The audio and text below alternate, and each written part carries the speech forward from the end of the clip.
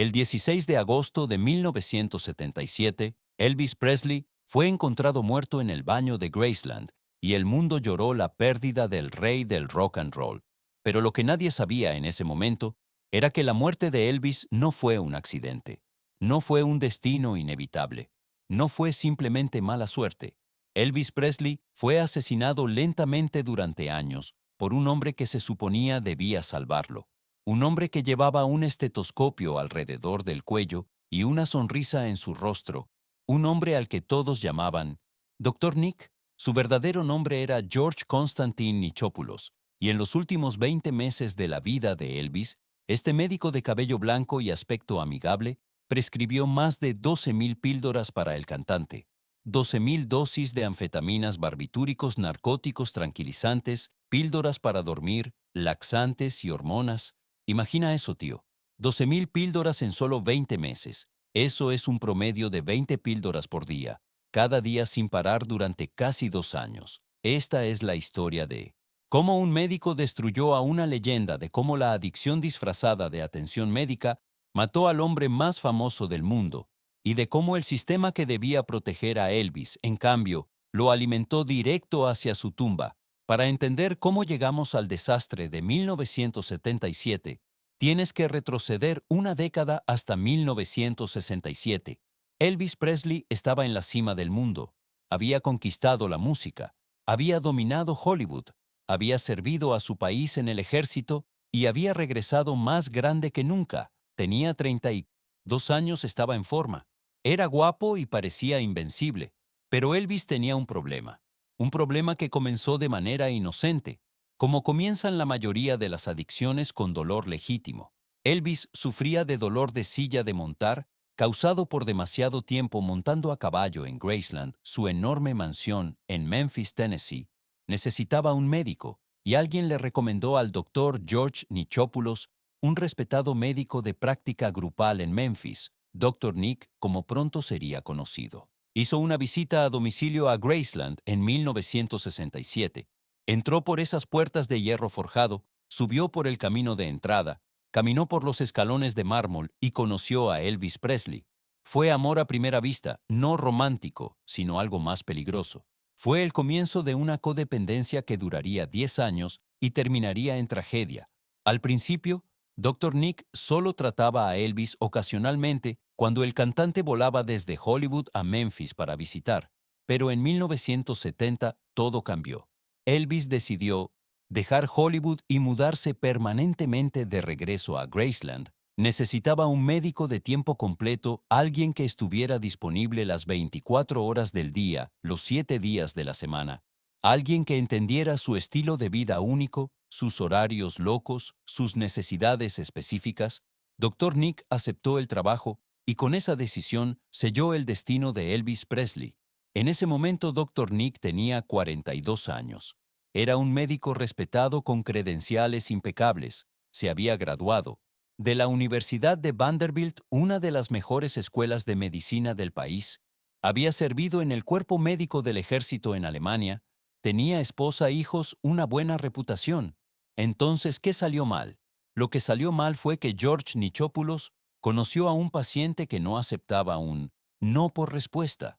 Un paciente que tenía más dinero que Dios, más fama que cualquier ser humano debería manejar, y una creencia inquebrantable de que había una píldora para cada problema. Elvis Presley era lo que los médicos llaman un paciente difícil, pero eso es quedarse corto. Elvis era imposible. Creía fervientemente, absolutamente, sin dudas, de que la medicina moderna tenía una respuesta para todo. Resfriado, toma una píldora. Calambres musculares, toma una píldora. No puedes dormir. Toma una píldora. Ansioso antes de un show, toma una píldora. Cansado después de un show, toma una píldora. Elvis mantenía su propia copia del Physician's Desk Reference, la Biblia médica de medicamentos recetados, y la estudiaba. Religiosamente, sabía los nombres genéricos, las dosis, los efectos secundarios, las interacciones. Cuando iba al dentista y el dentista mencionaba que acababa de recibir muestras de un nuevo analgésico, Elvis decía, dámelas todas, Dr. Nick. Más tarde contaría una historia sobre cómo Elvis visitó a su dentista y el tipo trató de impresionar a Elvis diciendo, claro, puedo conseguirte lo que necesites. Cuando Dr. Nick se enteró, le quitó las muestras, pero el daño ya estaba hecho. Elvis había aprendido que podía obtener drogas de múltiples fuentes y comenzó a hacerlo. Dr. Nick sabía esto. Sabía que Elvis estaba recibiendo drogas de todos lados bajo el sol, como le dijo al farmacista Jack Kirsch, pero en lugar de negarse a recetar más, en lugar de confrontar a Elvis, en lugar de decir, esto se detiene. Ahora Dr. Nick hizo algo completamente diferente. Decidió que si Elvis iba a obtener drogas de todos modos, era mejor que las obtuviera de él, de alguien que supuestamente monitoreaba su salud, de alguien que supuestamente tenía sus mejores intereses en mente. Esta lógica, esta racionalización retorcida, es exactamente cómo los buenos médicos se convierten en traficantes de drogas. Es la pendiente resbaladiza del Dr. Feelgood. O solo estoy manteniéndolo alejado de las drogas callejeras. O solo estoy asegurándome de que obtenga productos farmacéuticos de calidad. O solo estoy tratando de controlar su adicción administrándola yo mismo. Pero aquí está la verdad, que Dr. Nick nunca admitió realmente él no estaba controlando nada. Él era un facilitador, él era un enabler, él era el hombre con la libreta de recetas, y Elvis Presley era su paciente más famoso, su entrada a la realeza del entretenimiento, su boleto dorado. Y Dr. Nick no iba a renunciar a eso. Veamos los números fríos y duros porque los números no mienten. Entre 1975 y 1977, solo 2 años, Dr. Nick escribió recetas para 19,000 dosis de drogas para Elvis Presley. 19,000 en los primeros 8 meses de 1977, el año en que Elvis murió. Dr. Nick escribió 199 recetas por un total de más de 10,000 dosis de sedantes, anfetaminas y narcóticos. 10,000 en 8 meses. Para ponerlo en perspectiva, eso es aproximadamente 42 píldoras por día todos los días durante 8 meses seguidos. Piensa en eso por un segundo. 42 píldoras al día. Tú probablemente tomas que un multivitamínico por la mañana. Tal vez una aspirina si te duele la cabeza. Elvis estaba tragando 42 píldoras diferentes cada 24 horas. Las drogas incluían Dilaudid, un narcótico analgésico tan potente que es básicamente heroína de grado farmacéutico. Percodan, otro narcótico oxicodona, mezclada con aspirina de Merol, un analgésico opioide que causa euforia y adicción severa. Quaalude de metacualona, un sedante tan abusado en los años 70 que fue prohibido por completo. Placidil, otro sedante hipnótico usado para el insomnio. Amital, un barbitúrico que deprime el sistema nervioso central. Valium diazepam, un tranquilizante que causa dependencia física. Dexedrine dextroanfetamina, un estimulante similar a la metanfetamina usado para mantenerte despierto. Bifetamina, sales de anfetamina, otro estimulante carbrital, una combinación de pentobarbital y carbromal usado para dormir, y eso es solo una muestra. Había muchas más. Dr. Nick tenía protocolos elaborados para cada situación de Elvis. Un protocolo para cuando Elvis estaba de gira, un protocolo para antes de una gira, un protocolo para después de una gira, un protocolo para cuando no estaba de gira, durante las giras que era cuando Elvis tomaba la mayor cantidad de drogas. Dr. Nick tenía 6 momentos diferentes del día en los que administraba diferentes drogas a Elvis. Un día típico de gira comenzaba cuando Elvis se despertaba alrededor de las 3 de la tarde. Inmediatamente recibía lo que llamaba su inyección de voz, una mezcla de vitaminas y hierbas, más medicamento para el mareo, más un laxante porque Elvis sufría de estreñimiento crónico severo, más 3 supresores del apetito anfetaminas para darle energía. También recibía testosterona, una hormona masculina cada mañana. El segundo intervalo llegaba unas horas más tarde, cuando Elvis necesitaba prepararse para el día, más vitaminas, más estimulantes, más energía química. El tercer intervalo caía justo antes de que Elvis subiera al escenario. En ese momento, ingería cafeína diluida como una cosa de seguridad, según Dr. Nick, o un placebo a discreción del médico, más Dexedrine, una anfetamina, más Dilaudid, un narcótico potente. Sí, leíste eso. Correctamente. Elvis tomaba anfetaminas para tener energía y narcóticos para el dolor. Al mismo tiempo, justo antes de salir al escenario a actuar delante de miles de personas. Después del show, Elvis recibía una píldora para bajar su presión arterial, un antihistamínico, un tranquilizante, un sedante y una forma diluida de Demerol, otro narcótico. Cuando Elvis finalmente iba a la cama, recibía Quaalud o Placidil sedantes, junto con Carbrital, otro sedante más, un laxante más, otra píldora para la presión arterial, más 3 sedantes adicionales. Incluso con todas esas drogas, Elvis a veces experimentaba insomnio. Entonces, había un sexto intervalo descrito como la segunda hora de dormir de Elvis, cuando Dr. Nick permitía hasta un par de Quaaluds más, y Amytal ambos sedantes, si su paciente se despertaba particularmente inquieto. Esto es una locura, tío. Esto no es atención médica, esto es envenenamiento. Sistemático. Pero espera, se pone peor porque las drogas que Dr. Nick prescribía oficialmente eran solo la punta del iceberg. Elvis también obtenía drogas de otros médicos, de dentistas, de su séquito de fans bien intencionados, de cualquiera que quisiera impresionar al rey. Su casa Graceland era básicamente una farmacia ambulante. Dr. Nick más tarde admitiría que cuando iba de gira con Elvis, llevaba 3 maletas llenas de suministros médicos, incluyendo un gran surtido de estimulantes, depresores y analgésicos, 3 maletas completas de drogas para que no tuviéramos que depender de una sala de emergencias antes de un show. Dijo Dr. Nick, el séquito de Elvis, entre 70 y 100 personas, también se servía libremente de esta farmacia, si surgía la necesidad, pero Dr. Nick no estaba seguro de quién recibía qué, porque y aquí está la parte criminal. No tengo registros en absoluto. Dijo, imagina eso.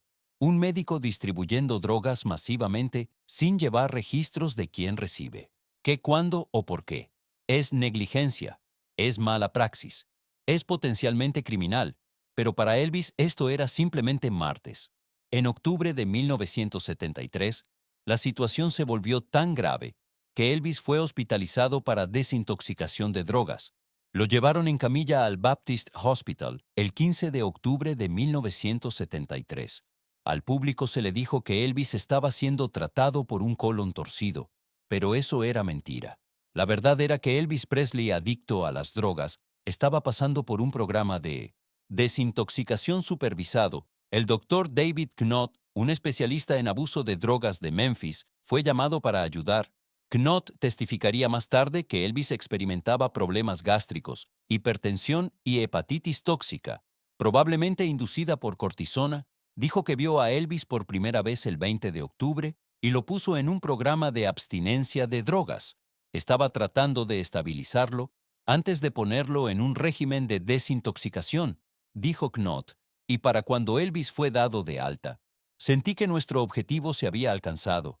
Dejamos al señor Presley libre de narcóticos y sedantes, pero aquí está el problema cruel e irónico de la adicción. Elvis estuvo limpio durante aproximadamente 5 minutos, tan pronto como salió del hospital y regresó a Graceland, volvió a las drogas. ¿Por qué? Porque era un adicto, y los adictos, sin un sistema de apoyo, sin responsabilidad, sin consecuencias reales, siempre vuelven a las drogas. Elvis se negó a ver a un psiquiatra cuando se enteró de que los médicos que intentaban ayudarlo eran psiquiatras. Se negó a recibir tratamiento adicional. Recomendé que se alejara de su entorno para recuperarse, o en su defecto que viera a un psiquiatra, dijo el doctor Knott. Pero cuando descubrió que había un psiquiatra involucrado, ¿se negó? Entonces, ¿qué hizo Dr. Nick después de la fallida desintoxicación de 1973? Simplemente volvió a recetar drogas, toneladas de drogas, montañas de drogas.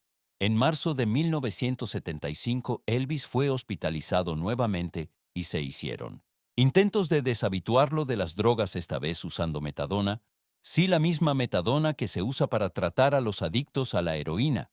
Pero Elvis era tan desconfiado de sus médicos después de enterarse de que eran psiquiatras, que se negó a cualquier tratamiento adicional. ¿Y Dr. Nick qué hizo? Siguió escribiendo recetas. Ahora hablemos de las píldoras de azúcar. El supuesto intento de Dr. Nick de engañar a Elvis para que dejara las drogas. Dr. Nick testificó que ocasionalmente intentaba apaciguar a Elvis con placebos, píldoras de azúcar sin ingredientes activos. Incluso solicitó a fabricantes de medicamentos 1000 placebos para Dilaudid, el narcótico al que Elvis era adicto. Pero Elvis, que mantenía sus propios libros de referencia médica, era aparentemente demasiado astuto para estos trucos. Después de que le confesé lo que había hecho, dijo Dr. Nick Presley, respondió que lo sabía y que solo estaba siguiendo el juego. Entonces, las píldoras de azúcar no funcionaron, las hospitalizaciones no funcionaron, los intentos de desintoxicación no funcionaron nada. Funcionó porque Dr. Nick no estaba dispuesto a hacer lo único que realmente habría funcionado, decir no. En cambio, siguió diciendo, sí, sí, Elvis, ¿puedes tener Dilaudid? Sí. Elvis, ¿puedes tener Demerol? Sí. Elvis, ¿puedes tener Quaaludes? Sí, sí, sí. Hasta que finalmente un día de agosto de 1977, el cuerpo de Elvis dijo, no más. Pero aquí está la parte realmente oscura que hace que esta historia sea aún más perturbadora.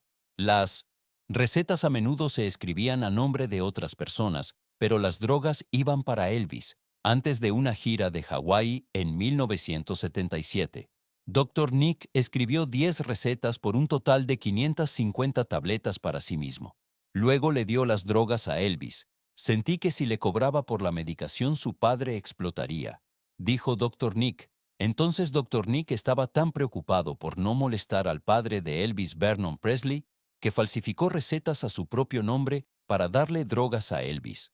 Eso es fraude. Eso es ilegal. Eso es exactamente el tipo de cosa que los traficantes de drogas hacen. Pero espera, hay más. Las recetas destinadas a otros miembros del séquito de Elvis. Usualmente se escribían a nombre de Elvis porque él se sentía obligado a pagar la cuenta. Entonces Elvis no solo estaba recibiendo sus propias drogas, estaba recibiendo las drogas de 70 a 100 miembros de su séquito, todo bajo su nombre. Dr. Nick más tarde admitiría que no tenía idea de quién estaba recibiendo qué, porque no llevaba registros. Es una locura total. Mientras tanto, Elvis se estaba deteriorando físicamente ante los ojos de todos. En 1977, Elvis Presley pesaba más de 160 kilos. Su rostro estaba hinchado e irreconocible, sus ojos vidriosos y perdidos. Sufría de múltiples problemas de salud, enfisema por décadas de fumar cigarrillos, hipertensión, presión arterial alta, aterosclerosis, endurecimiento de las arterias, glaucoma, una enfermedad ocular, problemas hepáticos por el abuso de drogas, un colon tan dañado que durante la autopsia encontraron heces compactadas de 4 meses, 4 meses de heces atascadas en su sistema porque el abuso crónico de opioides causa estreñimiento severo. Elvis también sufría de lo que los médicos llaman la maniobra de Valsalva. Cada vez que intentaba defecar, empujaba tan fuerte que comprimía su aorta abdominal, cortando el flujo de sangre a su corazón. Básicamente, cada vez que Elvis iba al baño, estaba arriesgando un ataque cardíaco en el escenario. Elvis apenas podía actuar. Olvídate del joven sexy que hacía girar sus caderas y volvía locas a las adolescentes. El Elvis de 1977 era una sombra hinchada y rota de ese hombre. Olvidaba letras, tropezaba con sus palabras, sudaba profusamente, respiraba con dificultad. Hay grabaciones de sus últimos conciertos y son dolorosas de escuchar su voz, una vez poderosa y suave, ahora áspera y débil. Su presencia en el escenario, una vez magnética, ahora apenas coherente. La gente pagaba cientos de dólares para ver a Elvis y lo que obtenían era un adicto a las drogas luchando por pasar una hora en el escenario. Pero nadie lo detenía. Nadie decía, esto tiene que parar.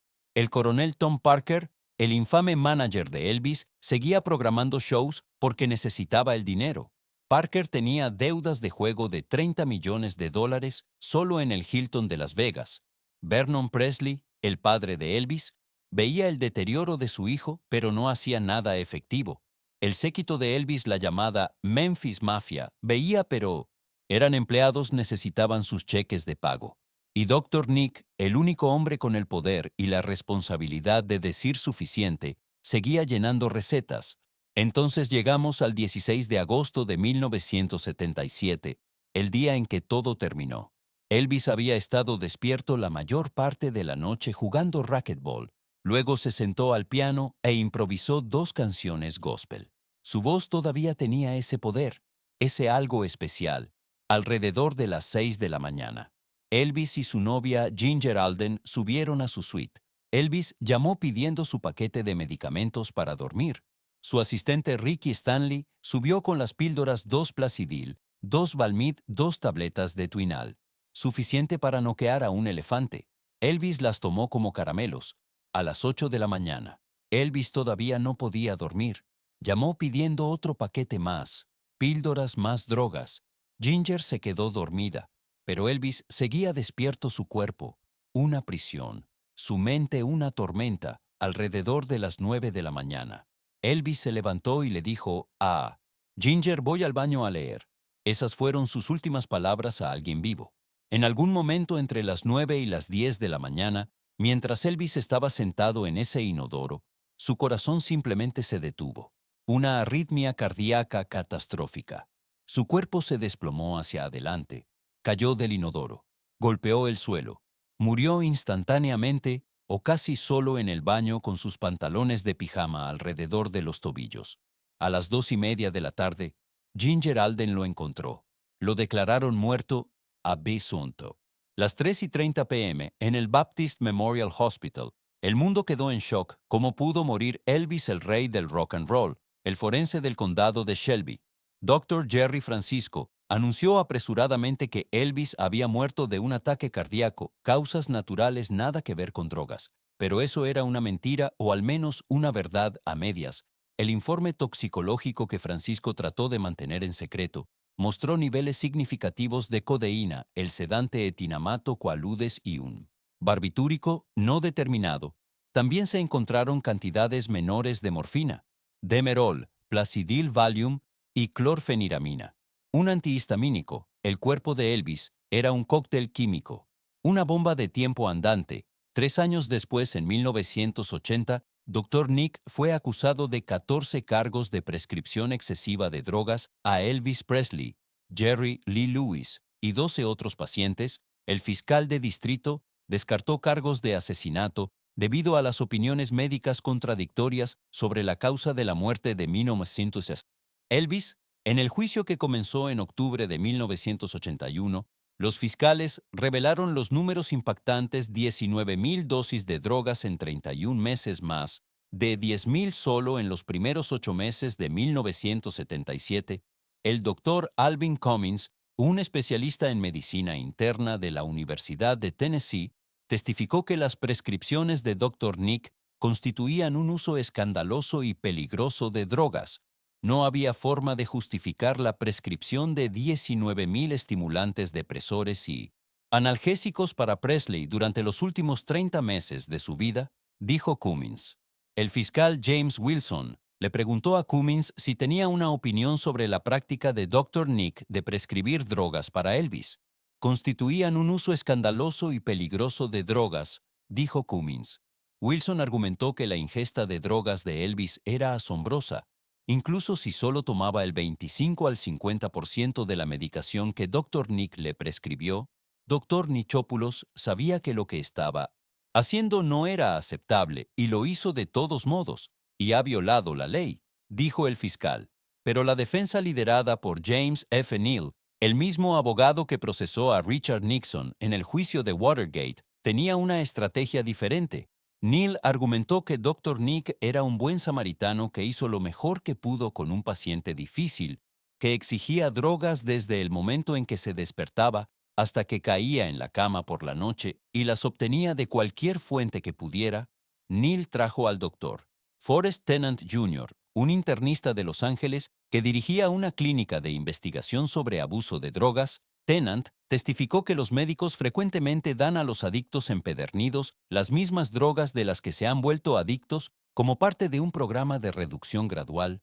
El jurado, compuesto por 6 hombres y 6 mujeres, deliberó y llegó a un veredicto sorprendente. Dr. Nick fue absuelto de todos los cargos.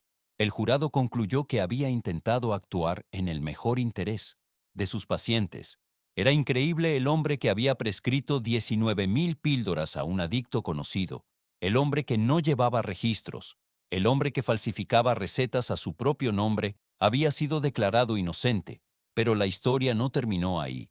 Ese mismo año, en 1980, la Junta de Examinadores Médicos de Tennessee lo encontró culpable de prescripción excesiva, pero decidió que no era poco ético. Simplemente lo suspendieron por 3 meses. 3 meses. Eso es todo por destruir a Elvis Presley. Pero Dr. Nick continuó prescribiendo en exceso a muchos otros pacientes durante años. Finalmente, en 1995, la Junta de Examinadores Médicos de Tennessee revocó permanentemente su licencia médica. Fue catalogado como un Dr. Feelgood en la prensa después de que se reveló que había estado prescribiendo en exceso a numerosos pacientes durante años. Nichopoulos afirmó que era para pacientes que sufrían de dolor crónico inoperable, pero no tuvo éxito en su defensa durante sus muchas apelaciones. Nichopoulos admitió ante la Junta que había prescrito en exceso. Me importaba demasiado. Les dijo, me importaba demasiado. Esa fue su excusa. No estaba siendo compasivo. No estaba siendo un buen médico. Estaba siendo un facilitador, un enabler, un traficante de drogas con un título médico. George Nichopoulos murió el 24 de febrero de 2016 en Memphis, Tennessee, después de una enfermedad prolongada. Tenía 88 años.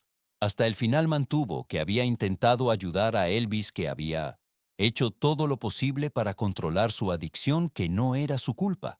Pero los números no mienten. 19,000 píldoras en 31 meses, 42 píldoras por día, cada día sin parar. Eso no es medicina, eso es homicidio lento. Entonces, ¿qué aprendemos de esta tragedia? ¿Qué nos dice la historia de Elvis y Dr. Nick sobre la fama, la adicción, el poder y la responsabilidad? Primero nos dice que incluso los médicos pueden corromperse cuando están deslumbrados por la fama. Elvis Presley era el paciente más famoso que Dr. Nick jamás tendría, y él no iba a renunciar a eso sin importar el costo. Segundo, nos dice que la adicción no discrimina. No importa si eres el rey del rock and roll o un tipo cualquiera. Cuando eres adicto, tu cerebro está secuestrado, tu juicio está comprometido. Necesitas ayuda, ayuda real, no un facilitador con una libreta de recetas. Tercero, nos dice que las personas que rodean a los adictos a menudo son cómplices. El séquito de Elvis sabía que estaba muriendo él. Coronel Parker sabía que estaba muriendo. Vernon Presley sabía que su hijo estaba muriendo, pero nadie lo detuvo porque todos necesitaban algo de Elvis. Dinero, fama, empleo, acceso. Cuarto, nos dice que el sistema médico puede fallar catastróficamente cuando los médicos olvidan su juramento. Primum non nocere. Primero, no hacer daño. Dr. Nick hizo un daño incalculable. Quinto, nos dice que necesitamos mejores sistemas para responsabilizar a los médicos que prescriben en exceso hoy en día con la epidemia de opioides en Estados Unidos. Estamos viendo los mismos patrones que destruyeron a Elvis: médicos que escriben demasiadas recetas, pacientes que se vuelven adictos, familias destrozadas, vidas arruinadas. Y finalmente nos dice que Elvis Presley, el niño de Tupelo, Mississippi, que cambió la música para siempre, que rompió barreras raciales, que se convirtió en el primer verdadero superstar del rock and roll, merecía algo mejor. Merecía un médico que dijera, no merecía un manager que se preocupara más por su salud que por el dinero, merecía amigos que lo confrontaran, merecía un sistema que lo protegiera. En cambio, obtuvo a Dr. Nick, un hombre que durante 10 años alimentó su adicción, la habilitó, la nutrió y finalmente la dejó matarlo. Las 12,000 píldoras que Dr. Nick prescribió en los últimos 20 meses de la vida de Elvis no fueron medicina, fueron veneno, fueron municiones. En un suicidio lento, fueron la firma de muerte del rey. Y cuando Elvis Presley cayó muerto en el suelo de su baño, el 16 de agosto de 1977, no murió de un ataque cardíaco. Esa es solo la causa inmediata. Murió de adicción, murió de negligencia, murió de un sistema que lo falló en todos los niveles posibles. Dr. Nick caminó libre del tribunal en 1981, absuelto de todos los cargos. Pero el Tribunal de la Opinión Pública tiene un veredicto diferente. George Constantin Nichopoulos fue cómplice de la muerte de Elvis Presley. No lo asesinó directamente, no le dio una sobredosis fatal, pero durante 10 años. Sistemáticamente, metódicamente, año tras año, receta tras receta, píldora tras píldora. Destruyó al hombre más famoso del mundo. Y esa es la verdad que el doctor reveló no con sus palabras, sino con sus acciones. 12,000 píldoras en 20 meses. 19,000 en 31 meses, 42 píldoras por día. Cada píldora era un clavo en el ataúd de Elvis. Cada receta era una sentencia de muerte aplazada cada día, que Dr. Nick decía, sí cuando debería haber dicho, no era otro día que Elvis se acercaba a su fin inevitable. Descansa en paz. Elvis Aaron Presley, el rey del rock and roll, el chico que lo cambió todo, el hombre que merecía algo mejor que un médico que lo amaba hasta la muerte.